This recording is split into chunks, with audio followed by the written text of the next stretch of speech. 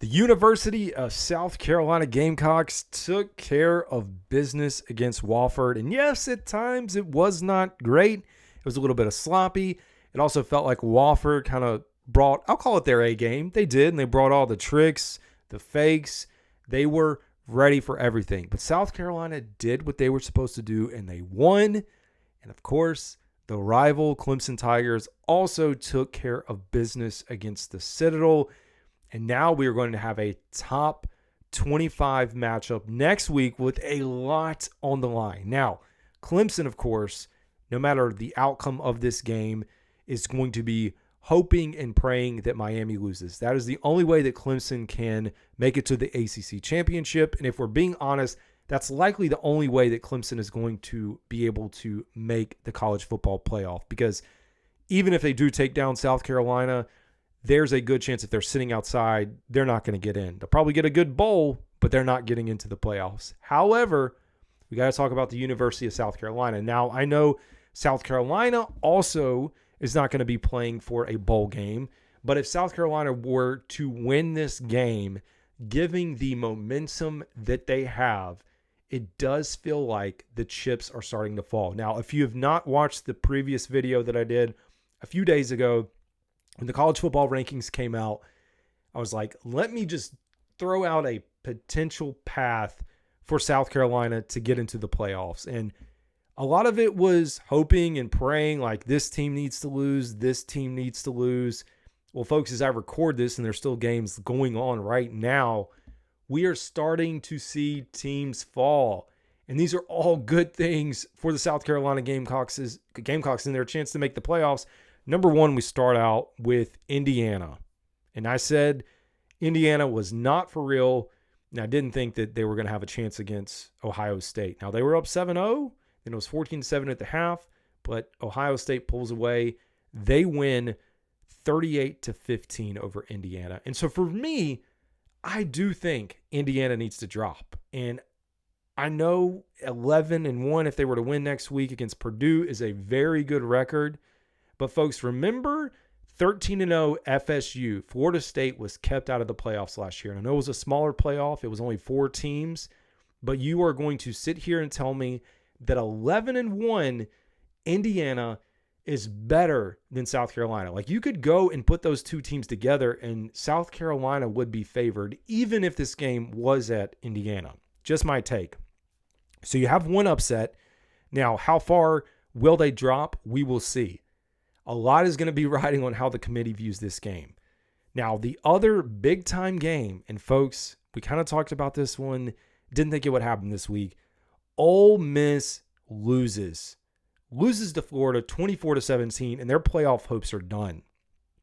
In my mind, there's no way they're coming back. Even if they finish at 9-3, they now drop to 8-3, 4-3 in the conference. They were ranked 9th in the college football rankings. Now, I know that Ole Miss beat South Carolina head-to-head, and they did it pretty easily. But what we've seen recently is that the head-to-head win, at least this year, doesn't mean as much as it has in years past. So I think there's a good chance that Ole Miss could drop down to 14-15, 16. I don't know, but it does feel like South Carolina could potentially jump over them. So that's positive news. You need upsets, you need chaos and things to kind of to fall into place. Now, Tennessee took care of business.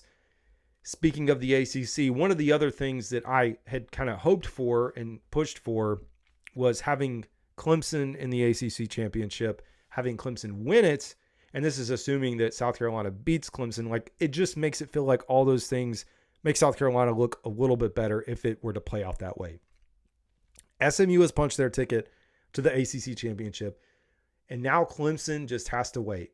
Clemson, no matter what happens against South Carolina, they need Miami to lose at Syracuse. Syracuse has been playing really good football, and I think there's a chance this upset could happen. But if you're a Clemson fan, you're just waiting. There's nothing you can do. And Miami took care of business today. It was a little slow getting off the start for them, but they kind of figured it out. But again, they're going to be on the road. The pressure is on Miami to finish this out. Speaking of upsets, now there's one that isn't going to necessarily help right now, but you do have BYU and the Big 12 just imploding. BYU loses to Arizona State 28-23. BYU's 14th. I don't know how far they drop. You do think that South Carolina should jump them or be close to jumping them. Is Arizona State going to jump both Clemson and South Carolina? Possibly. Really depends on the eyes of the committee. Colorado, that's another team that South Carolina, right in front of both of them at 16. They lose. They are also going to drop, and you should see South Carolina and Clemson moving up a few spots. Now, I know both of them played cupcakes this weekend, but still just the order of how this whole thing plays out. Some somewhat positive news is you have Missouri holding on. They're 8-3 overall. They won 39-20 over Mississippi State. It doesn't mean anything, but just keeping them in the rankings is a team that South Carolina recently beat. Always good. Always good to have that on your resume, at least in my opinion. Speaking of the Big Ten, which is very top heavy, it's really Oregon and Ohio State. Those are your two teams. Penn State won 26-25 at Minnesota. Must I remind you, Minnesota's 6-win Minnesota coming into this. Minnesota and North Carolina played earlier this year, and North Carolina beat them. And North Carolina is in the bottom to middle of the ACC. And you had one of the best teams in the Big Ten barely squeaking out a win over Minnesota, the mighty Minnesota. Folks, Big Ten is extremely overrated. Like, people want to put the Big Ten and the SEC side by side. No, they're top heavy. Speaking of the Big Ten, that's it. Bottom of the league is complete garbage. Almost on the same level as the ACC, to be honest. So that is some of the chaos that you needed. Now, we're going to still watch the games in action. As I record this, Auburn is up by 2 scores over Texas A&M, which is good news. Alabama losing to Oklahoma. That would be quite an upset. If all those things happen, now Notre Dame is taking care of business, but if you have all these other teams losing, there is a chance if South Carolina can go out and take care of business that it can happen. Now, again, we don't want to get too far ahead of ourselves. We'll take it. And I know probably Shane Beamer would have liked a better performance today, but you know what? A win is a win. And now you move on and you try to close out and beat your rival. And beating your rival, getting 9 wins on the season, getting a chance to get to 10 wins on the season as a bowl game, man, that's huge. And I had a tweet. Hopefully I bookmarked it. I'm going to try to pull it up here. It was a tweet detailing Shane Beamer's success over the first few years in the program. Here it is. There have been over 100 years of South Carolina football, and Shane Beamer is about to become the 4th Gamecock coach to win 4 games or more in the regular season twice in a 3-year span.